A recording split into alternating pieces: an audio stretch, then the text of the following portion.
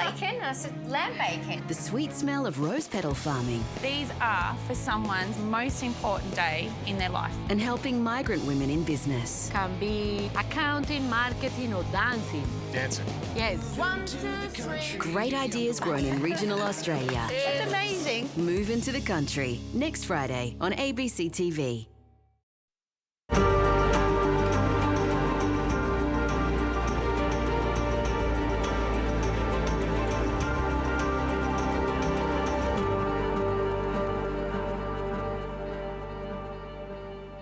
Hello, I'm Stan Grant. Welcome to the Bridge of No Return. There is a bridge between North and South Korea that symbolises a divided nation. It is called the Bridge of No Return. The Korean Peninsula is one of the world's flashpoints, a war that has never ended and is now a nuclear threat. For nearly 70 years, the peninsula has been divided by the demilitarised zone. A fragile armistice has been in place, but no peace treaty. The ruthless Kim regime is now in its third generation and millions of people remain locked away in what has been called a hermit kingdom. Well, the South Korean capital Seoul is a bustling metropolis of nearly 10 million people, and ABC reporter Carrington Clark is at the National War Memorial. He joins us from there. Carrington, give us a sense of just how the Korean War still plays out in the lives and the minds of Korean people. Well, there are some obvious signs that this war has never ended between North and South Korea. For example, subway stations still have signage pointing out the fact that they are shelters in the case that there was an attack from the north. This giant war memorial where I'm talking to you from is right in the middle of Seoul, and they do put a great deal of focus on trying to remember the war. Here in South Korea, young men are still forced to serve in the military during their 20s. And so there is still a great deal of focus on the fact that there is a live threat just north of their border. But South Korea is also a officially developed nation now, according to the UN. It's a country that's economy is the 10th biggest in the world. It's a country that has in many ways proven itself since the war as being a very capable nation, and as you'd expect, a lot of people here are very much focused on that success. North Korea puts great importance on Armistice Day as being a symbol of a country facing off the danger of an outside empire in the case of America. In here, it's a much more sombre occasion. South Koreans want a resolution to this conflict, but there does seem to be a pervading sense among the population that although politicians still talk about reunification as being the ultimate goal, that many people here don't seem to actually think that will be plausible, especially as the years go by. Carrington, thank you for that. Well, to understand the current relationship between the two Koreas, we have to go back to how we got to this point. The Korean Peninsula has been fought over and occupied for centuries. It is today a divided land, a relic of the Cold War. Separated at the 38th parallel at the end of World War II, the US backed the South, or Republic of Korea. In the north, the Democratic People's Republic, the Soviets installed Kim Il-sung, the first of a family dynasty that still rules today. On June 25, 1950, Kim invaded the South. South Korean villages awoke to a world suddenly filled with noise and plague. The communists, made bold by months of small-scale raiding across the 38th parallel, had finally launched their undeclared, all-out war of conquest. It triggered a bloody conflict that drew in US-led United Nations forces, including Australians. In the first year of fighting, the southern capital of Seoul fell several times. American soldiers beat back the north, but China intervened. Hundreds of thousands of troops propping up Kim's forces, forcing a US retreat and forging an unbreakable bond between China and the DPRK. The UN was facing a new enemy in Korea, and a new war had begun. The Chinese rolled swiftly southward, splitting the Allied line and cutting off Marine and 7th Division troops in the east. The Korean War raged on for 3 years. 5 million people were killed, half of them civilians.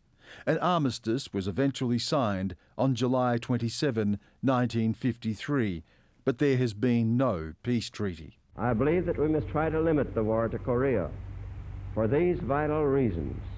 to make sure that the precious lives of our fighting men are not wasted, to see that the security of our country and the free world is not needlessly jeopardized, and to prevent a third world war.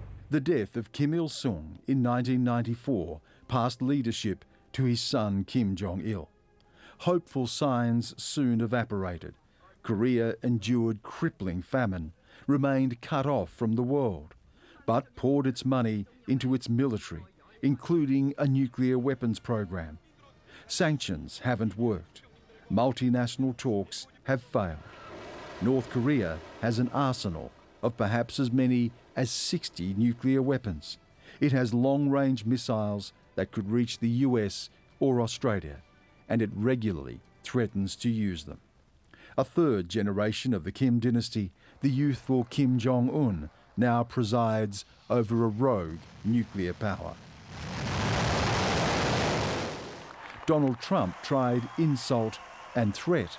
Little rocket man, he may be smart, he may be strategic, and he may be totally crazy. But you know what? No matter what he is, we're going to handle it, folks, believe me. Then, one-on-one talks. Despite much theatre and fanfare, the US president even stepping over the border into the north, it came to little. Trump is gone. Another American president, Joe Biden, now faces an old enemy in a war without end. So think of what it is like to live in a place where a wrong word can be a death sentence, where you are forced to watch public executions, where at times you need to eat grass to survive. These are some of the harrowing stories of North Korean defectors like Park Yong-mi. She escaped into China and lived to tell the tale. Some have questioned her story, but it is a chilling window into a secret world. Yong-mi, thank you so much for giving us your time. You were born into a relatively privileged family in North Korea. Describe what life was like for you. Yeah, so I was born into the middle class. My father was a party member. But when you say a middle class or privileged life in North Korea means you're just not dying from starvation. That is the, I think, standard of being privileged. I remember when I was born in 1993 at the end of the year, that's when a few years before the Soviet Union collapsed. So they were stopped helping North Korean regime, and the regime decided to not feeding the people. So, you know, literally every day was survivor. People dying on the streets daily from starvation, and people were disappearing and public execution. But despite that, I still did not know I was, oppressed. I did not even know that I was living in a hermit kingdom. I literally believed, I was brainwashed to believe that I was living in a paradise, socialist paradise, and I had nothing to envy in this world. That phrase you've used there, nothing to envy, it's repeated a lot in North Korea, isn't it? Yeah. So as you said, that nothing to envy is the title of the song, where North Korean children have to sing every single day, called Nothing to Envy, because we have the greatest leader in the world. How do they do that? It's easy. They block the country. They isolate the country. So North Korean people in this 21st century, they do not even know the existence of internet. We don't have any outside information. People are not free to travel even within a country. So we don't know. I actually never even seen the map of the world. I never knew Africa or like Canada, Australia, even. I only knew few countries in the world. So the regime keeping us ignorant on purpose. So we don't know how the prosperous the outside the world is. You talk about being forced to watch executions and how you lived with so much suspicion in the country. To what extent is there a government surveillance of the people? I mean, it was the disappearance of our neighbors was like daily thing. I mean, the first thing my mom taught me as a young girl growing up in North Korea was, don't even whisper, because the birds and mice could hear me. She told me that the most dangerous weapon that I had in my body was my tongue. If I say one single wrong thing, it wasn't just gonna kill me, my life. It was going to kill the 3 generations of our family's life. The North Korean regime does that. When one person does something wrong, they killed 3 to 8 generations of that family altogether. So I was learned eventually not to even think. How did you make that decision to escape? So it wasn't even like coming to my decision point. I remember right before, when I was 13 years old, I was literally starving. I couldn't find anything to eat. Thankfully, I was living on the border town of North Korea. So I was able to see the electricity lights coming from China at night. If you see the satellite photo right now, North Korea is literally the darkest place on earth. So I was thinking, if maybe I go where the lights were, I might be fine, like I might able to find something to eat. That's why I crossed that frozen river into China to find food. Now, once you got out, things didn't necessarily change, did they? In fact, they took an even worse turn. Yeah, so in 2007, I crossed that frozen river into China. And as soon as we got there, the first thing I was seeing my mom being raped. And these Chinese human traffickers told us that in order for us to be surviving in China, we had to be sold. And it's because Chinese Communist Party had a one-child policy. And due to this policy, a lot of girls got aborted. So right now, there are more than 30 million young men in China cannot find wives. So they demand these sexual slaves from North Korea and selling us like pigs. And that's how I was sold for less than $300. And my mother was sold for less than $100 in this 21st century. How did you get out? After 2 years being a slave, I learned that if I go to South Korea, someone told me that I could be free. And the missionaries helped me to escape, which means walking across the frozen Gobi Desert into Mongolia in 2009, minus 40 degrees. We walked across Gobi Desert, and in Mongolia, they helped us to go to South Korea, and that's how I became free eventually.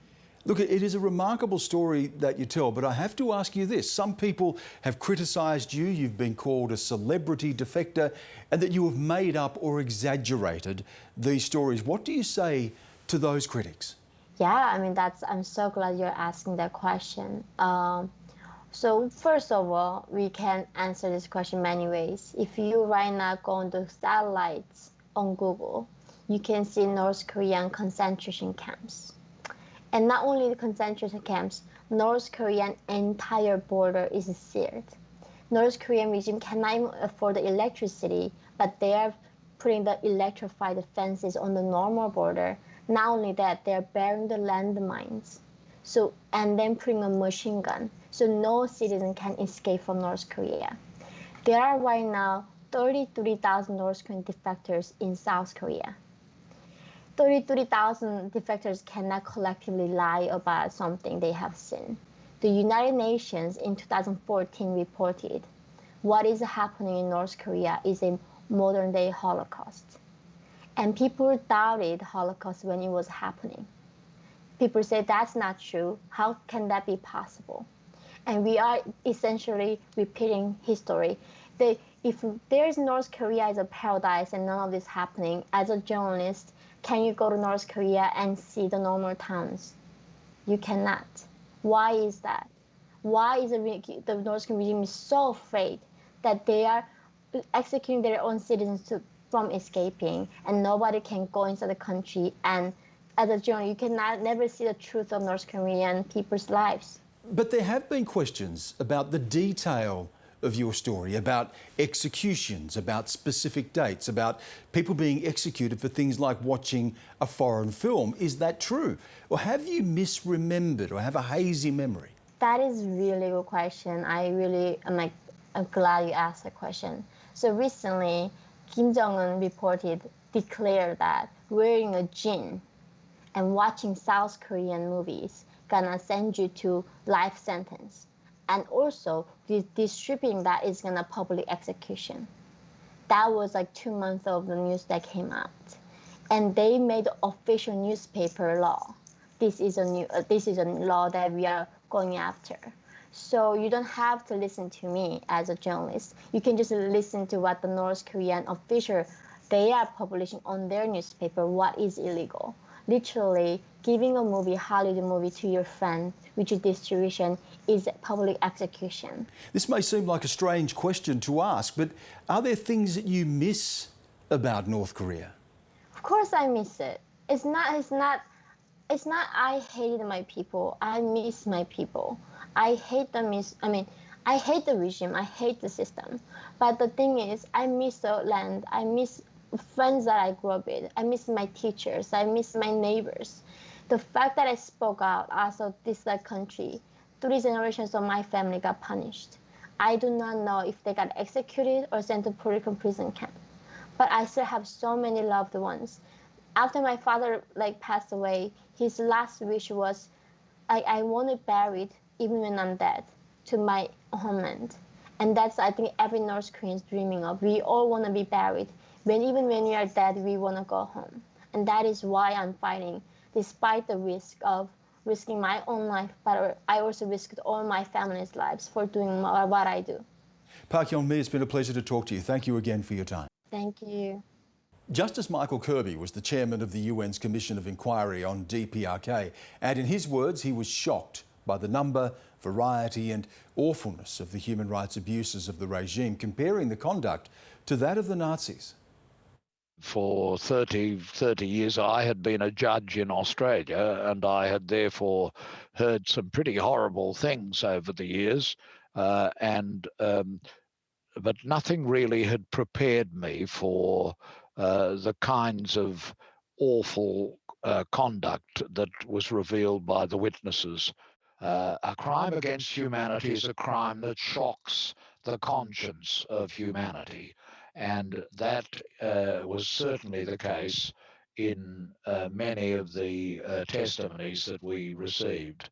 And although there, of course, were many differences between North Korea and Nazi Germany, there were similarities, and those similarities emerge from a reading of the report of the Commission of Inquiry. Here it is. This is the report of the Commission of Inquiry.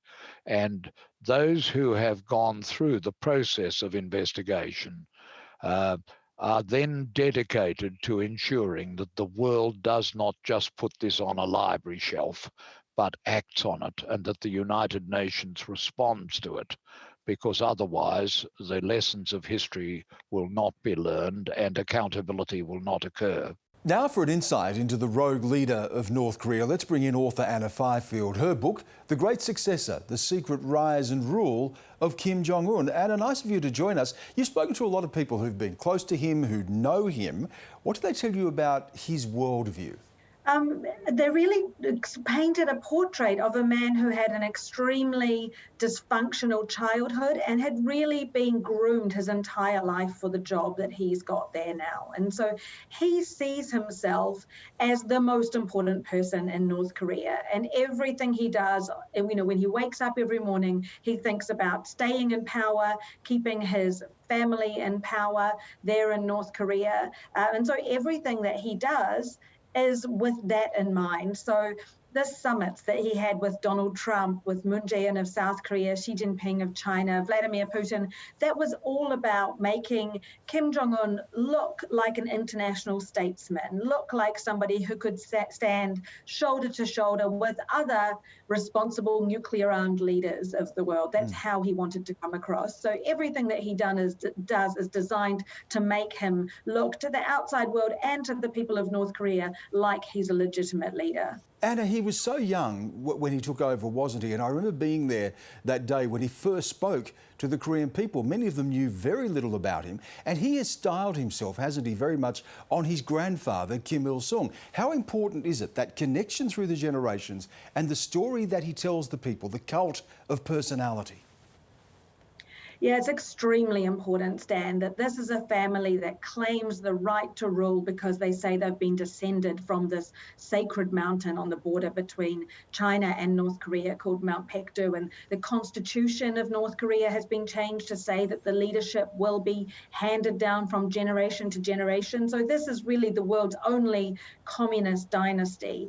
And so for Kim Jong-un, he has really tried to remind everybody of his grandfather, father, Kim Il-sung, who did preside over North Korea during the better times, during the foundation, but also the times when the Soviet Union and communist China backed up North Korea and the economy was doing relatively well. So even to this day, Kim Il-sung is quite revered and beloved inside North Korea. So Kim Jong-un has done a lot to remind everybody of his ancestry there. So the weight gain, the haircut, the outfits, the glasses, even the riding those white horses on Mount Pektu, as he likes to do, is all designed to remind people that I am the special heir to the special family, and therefore I am the right person to be the leader of this country, despite the fact he was, in his 20s, no experience when he took over.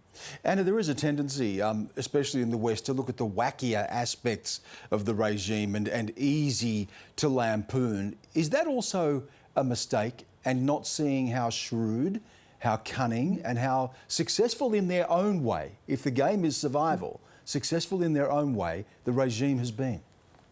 Absolutely. If you treat Kim Jong-un as a cartoon-like figure, as a Bond kind of villain, then we are underestimating him, because he has been extremely calculating and shrewd in the way he has approached the job of totalitarian dictator. I mean, the proof of that is that he is soon, at the end of this year, going to celebrate a decade in power. And this is something that nobody predicted. He's really defied the odds to remain the leader of North Korea all this time.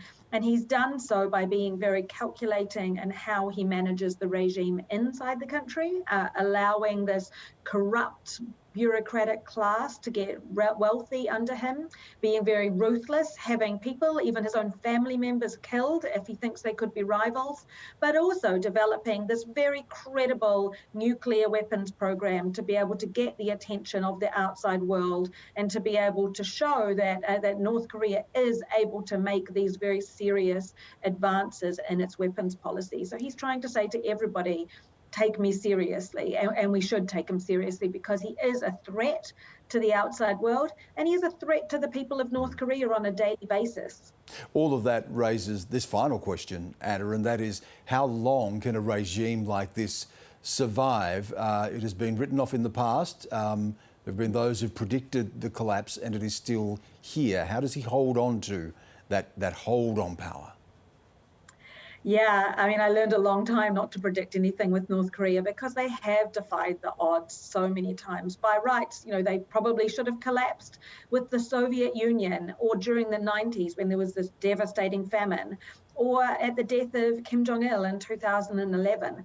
But they have managed to defy all of these predictions over the years and remain in power. So I certainly don't see any sign that Kim Jong-un is losing his grip or that he is going anywhere soon.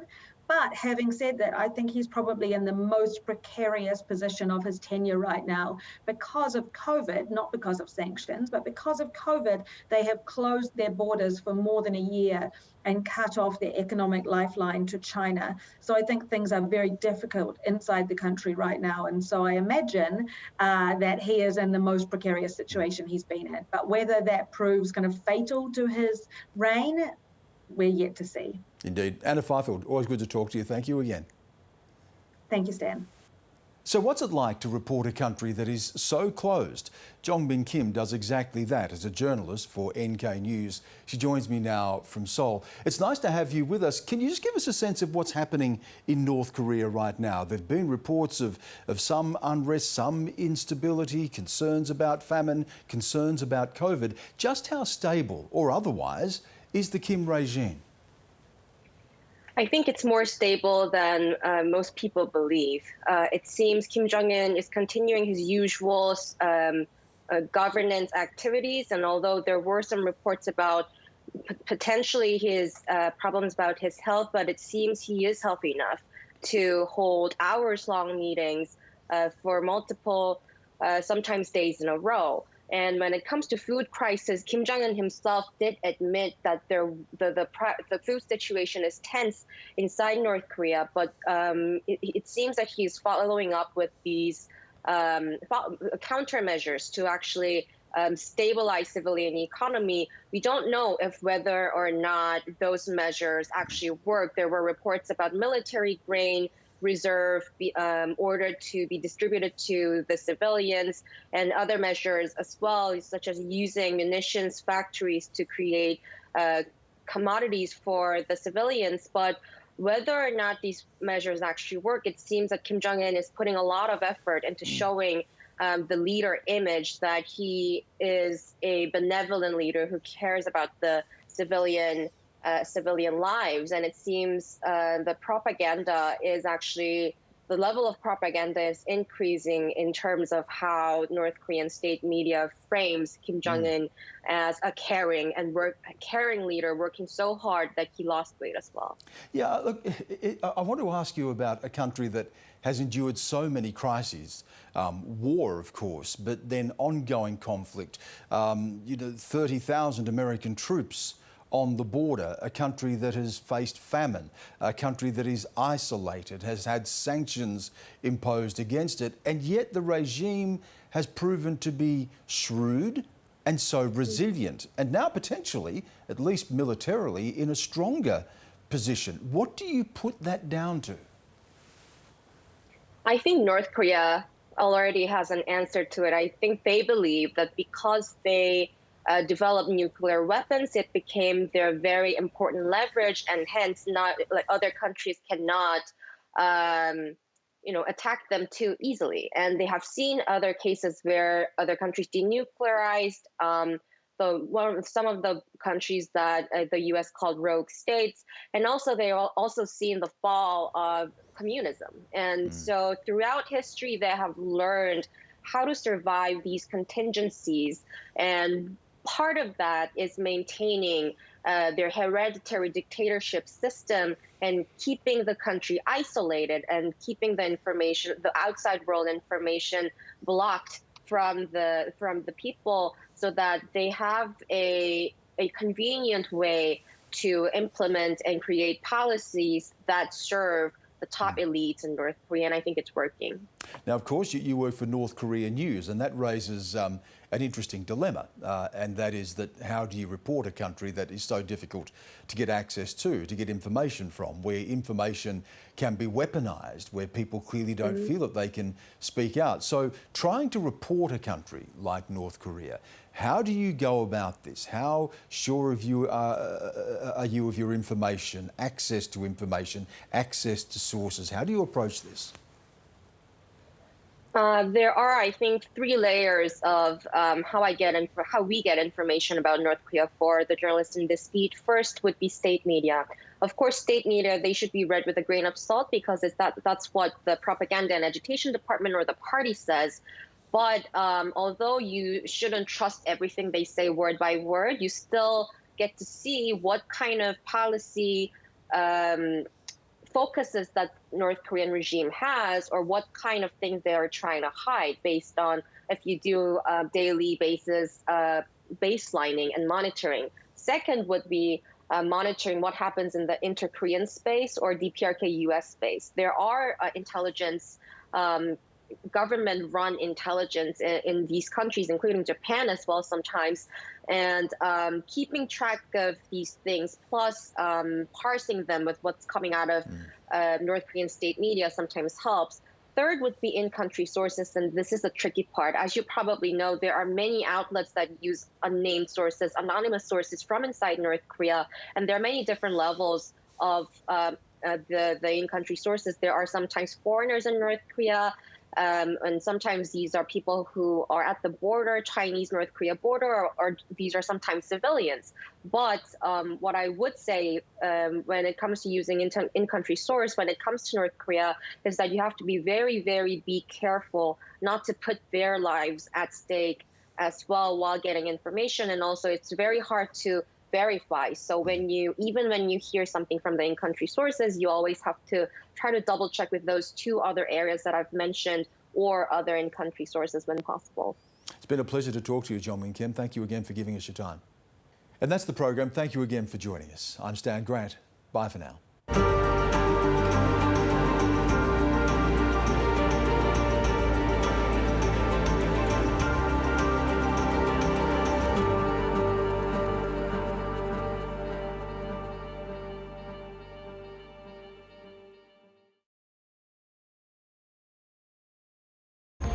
will destroy this village in order to save it. The best actors. Silence is what terrifies people most. In some of their most astonishing roles. That's all I ever do is protest. We're gonna make history.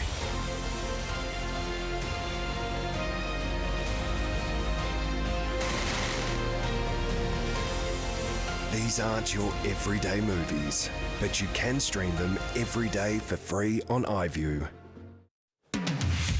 Tonight, tough talk in New South Wales as COVID cases climb. The message I'm delivering today is quite shocking for a lot of people, but I need everybody to be shocked.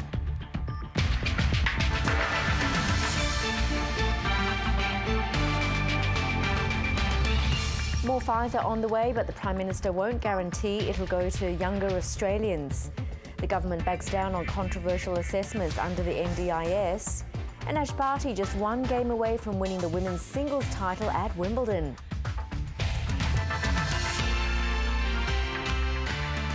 Good evening, Yvonne Yong with ABC News. Greater Sydney's original lockdown was supposed to end in just a few hours. Instead, more than 5 million people are tonight living under even tougher rules. The New South Wales Premier says she had no other choice.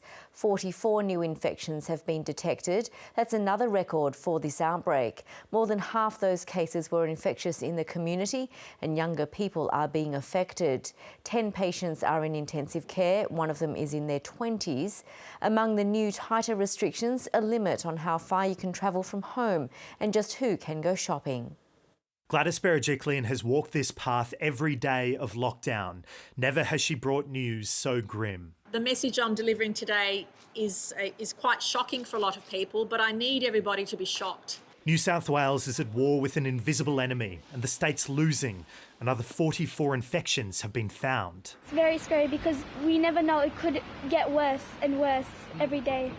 The majority of new cases were infectious while in the community. With so many people interacting, the numbers could soar further. Unless there's a dramatic turnaround in the numbers, I can't see how we'd be in a position to ease restrictions by next Friday. We cannot let this virus take further foothold and lead to an exponential rise in cases. Josie Bryce-Smith is one of many people fighting the virus. She's in her 40s, fit and healthy, but got caught up in the Bondi cluster. So I've got a really bad headache now.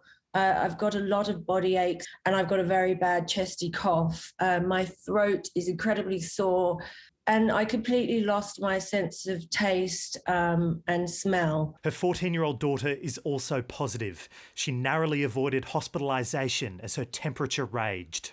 I just don't think that people understand, and I probably didn't understand, to be fair, until I got it and saw how quickly it's spread within the people that have got it. The Premier has also shut down speculation that at this time New South Wales could just let the virus spread. She says only 9% of the population is fully vaccinated, and if COVID was allowed to rip, it would see thousands in hospital and many deaths.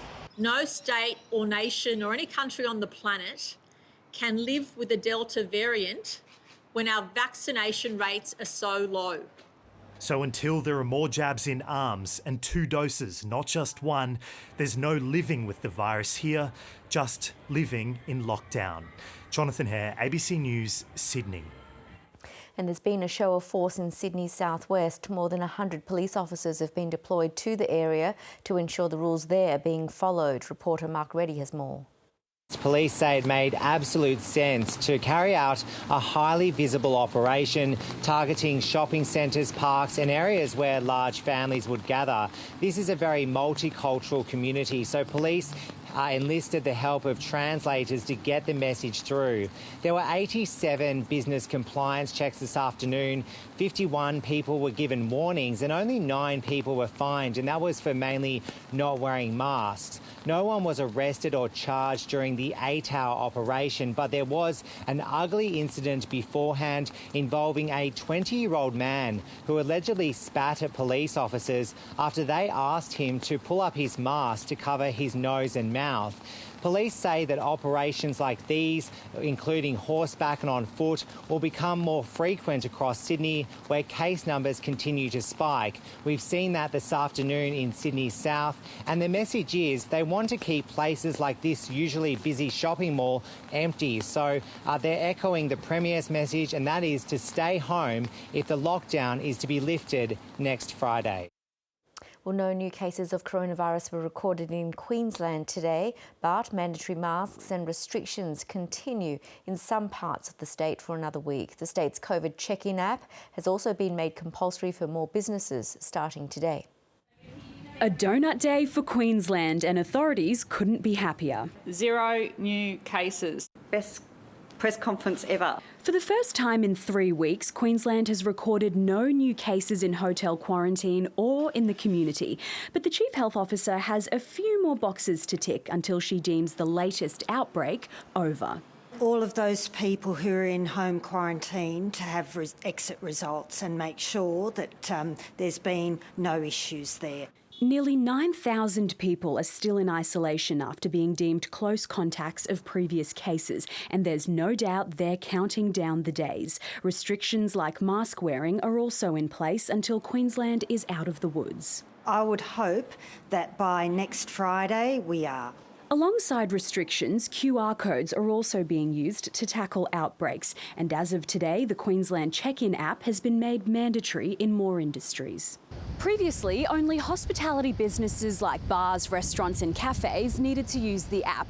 But today, shopping centres, supermarkets, beauty and personal care services, as well as venues that attract large crowds like this one, have been added to the list. Any business owner not complying with the directive could face a fine of more than $13,000 or even 6 months jail. Time's up. You need to get online, you need to register your business, and you need to make sure you're getting that signage up straight away. As Queensland hones its tools in preparation for future outbreaks, Sydney is still struggling to contain the Delta variant. But the Premier hasn't closed the border to New South Wales just yet. I don't want to speculate, so I just want to make sure that we are monitoring it over the next week and to see what actions the New South Wales government take. Jessica Rendell, ABC News, Brisbane. More than 1 million Pfizer coronavirus doses will arrive in Australia next month ahead of schedule, taking the total for August to 4.5 million. While he chalks that up as a win, the Prime Minister is refusing to say whether that means younger Australians will get their shot any quicker. Supply is still the source of national tension, and the Sydney outbreak isn't helping ease those concerns. From Canberra, political editor Andrew Probyn. Who says drinking's not good for you? Pint of beer's about $14 in Melbourne these days, so a free one helps to stretch anyone's budget.